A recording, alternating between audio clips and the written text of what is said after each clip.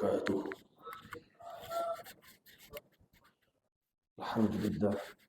Allahumma salli ala Muhammad wa ala ali Muhammad. Assalamualaikum ya Rasulullah. Bapak Ibu jemaah zuhur rahimakumullah.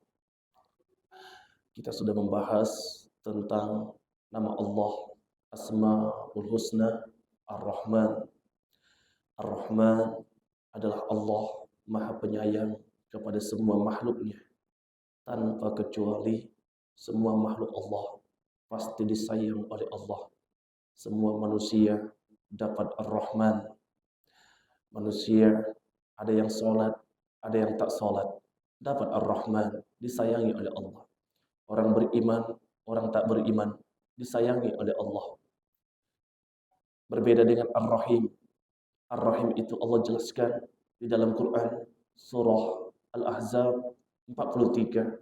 Wa kana bil mu'minina rahimah. Sesungguhnya Allah sangat menyayangi orang beriman. Jika Ar-Rahman adalah kasih sayang Allah kepada semua makhluk-makhluk Allah tanpa kecuali. Ar-Rahim adalah kasih sayang Allah khusus hanya untuk orang beriman saja. Contoh daripada Ar-Rahim adalah rahmat di akhirat. Semua orang beriman pasti masuk surga. Semua orang beriman pasti masuk surga dengan rahmat kasih sayang Allah. Meskipun ada orang beriman yang lebih berat dosa daripada pahala, mereka masuk neraka, betul. Tetapi orang beriman yang masuk neraka hanya sementara. Akhirnya mereka akan tetap masuk surga meskipun hanya memiliki iman seberat biji sawi. Itulah yang disebut kasih sayang Allah di akhirat. Semua orang beriman masuk neraka. Berbeda dengan orang-orang kafir yang tak beriman, pasti akan masuk neraka. Kalau sudah masuk neraka, innal ladzina kafaru min ahlil kitabi wal musyrikina fi nari jahannam khalidina fiha. Orang-orang kafir, orang-orang musyrik masuk neraka selama-lamanya. Beda dengan orang beriman masuk neraka yang banyak dosa tapi hanya sementara. Akhirnya masuk surga dengan rahmat Allah, kasih sayang Allah. Kita juga sudah bahas tentang Al-Malik. Allah berfirman di dalam Quran surah Al-Mu'minun ayat 116. Fata'alallahul malikul haqqa. Sesungguhnya Allah adalah raja yang sebenar-benar raja. Kalau kita mendengar ada raja di dunia, Raja Majapahit, Raja Demak, Raja Samudra Pasai, Raja Arab, itu pasti bukan raja yang sesungguhnya.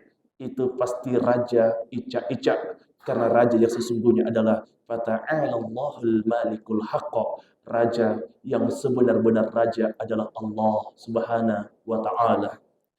Kemudian hari ini kita akan bahas nama Allah Al-Quddus, Maha Suci. Bapak, Ibu hadirin jemaah zuhur rahimakumullah. Allah itu Al-Quddus, Maha Suci. Ada 3 kesucian Allah yang disebutkan oleh Imam Al-Ghazali dalam kitab Al-Maqsud Al-Asna fi Syarhi Ma'ani Asma'ul Husna. Imam Al-Ghazali berkata ada 3 Al-Quddusnya Allah.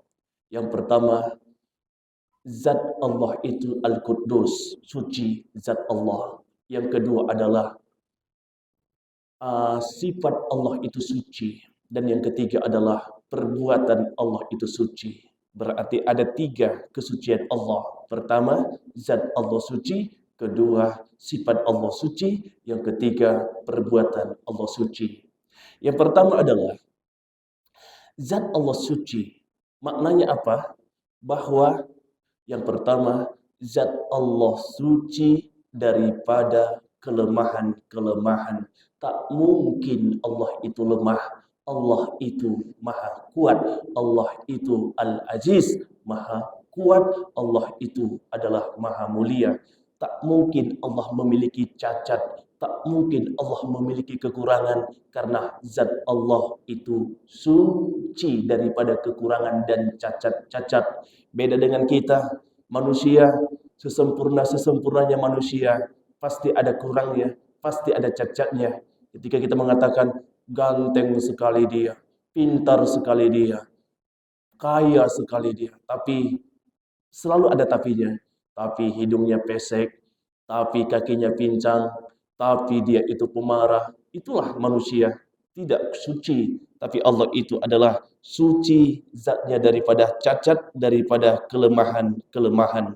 Kemudian, zat Allah itu suci daripada berhajat kepada makhluknya. Suci zat Allah daripada berhajat kepada makhluknya, maknanya apa? Allah tidak butuh kita. Yang butuh Allah itu kita.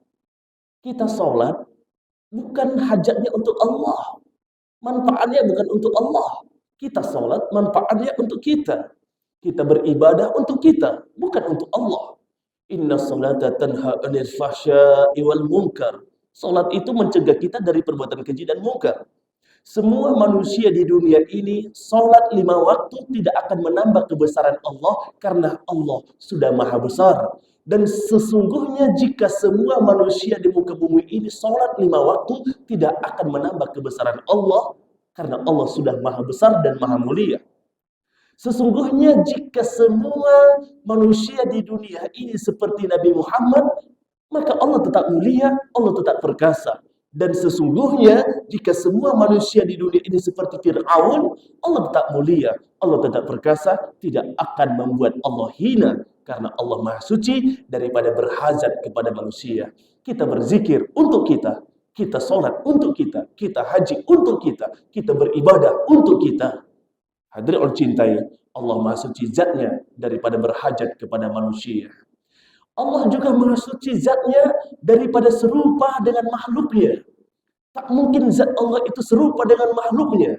Laisa kamitslihi syai'un. Sesungguhnya Allah itu tidak serupa dengan apapun. Allah itu qiyamuhu binafsi. Allah tidak serupa dengan makhluknya yang tersusun dari ujung rambut sampai ujung kepala. Punya rambut, punya kepala, punya mata, punya hidung, punya telinga, punya mulut, punya leher, punya lengan, punya tangan, punya perut, punya dada, punya kemaluan, punya paha, punya betis, punya kaki. Tidak. Allah tidak serupa dengan makhluknya. Allah tidak sama dengan makhluknya. Jika ada Allah berfirman, wa huwas samiul basir, Allah itu maha mendengar dan maha melihat, bukan berarti Allah melihat dengan mata seperti kita. Ada mata, ada 2 bola mata, ada alis mata, ada kornea mata, ada bulu mata. Tidak, Allah Maha Suci dari semua itu. Jika kita mendengar, Allah Maha mendengar. Bukan berarti Allah mendengar dengan 2 daun telinga, ada gendang telinganya, ada lain sebagainya. Tidak, Allah Maha Suci daripada semua itu. Maka Allah tidak serupa dengan makhluk apapun. Allah bukan bapak dari siapapun dari hamba-hambanya. Allah bukan tidak pernah beranak. Lam yalid wa lam yulad. Hadirin yang dicintai oleh Allah Subhanahu wa taala. Itu adalah suci zat Allah daripada serupa daripada makhluknya. Kemudian zat Allah itu suci daripada bertempat. Allah itu tidak butuh tempat untuk tinggal. Allah itu tidak butuh tempat untuk dia bernaung. Tidak seperti manusia. Untuk duduk butuh bangku. Untuk berjalan butuh kaki. Tapi Allah itu tidak seperti itu. Zat Allah itu Maha Suci. Al-Quddus dari tempat. Allah Subhanahu wa ta'ala berfirman, wa huwa ma'akum aynama kuntum. Allah bersamamu di mana saja engkau berada. Bahkan Allah juga menegaskan bahwa Allah itu lebih dekat daripada urat leher kita sendiri.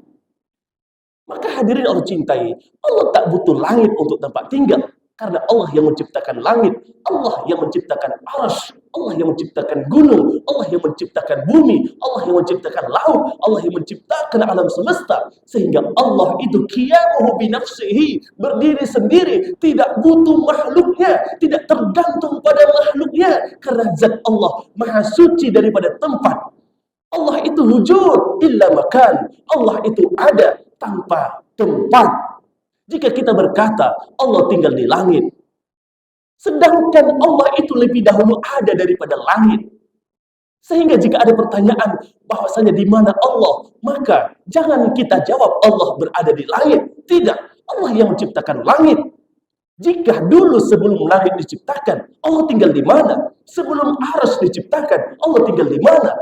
Maka semua wasi'a kursiyyuhus samawati wal ardh. kepunyaan Allah, kekuasaan Allah meliputi langit dan bumi ini. Jadi Allah Maha Suci daripada membutuhkan tempat. Allah itu wujud illa makan. Allah itu ada tanpa membutuhkan tempat. Wa huwa ma'akum aynama kuntum. Allah bersamamu di mana saja engkau berada. Hadirin yang dicintai Allah Subhanahu wa taala, itulah suci kudusnya Allah yang pertama, yaitu zat Allah itu kudus, suci.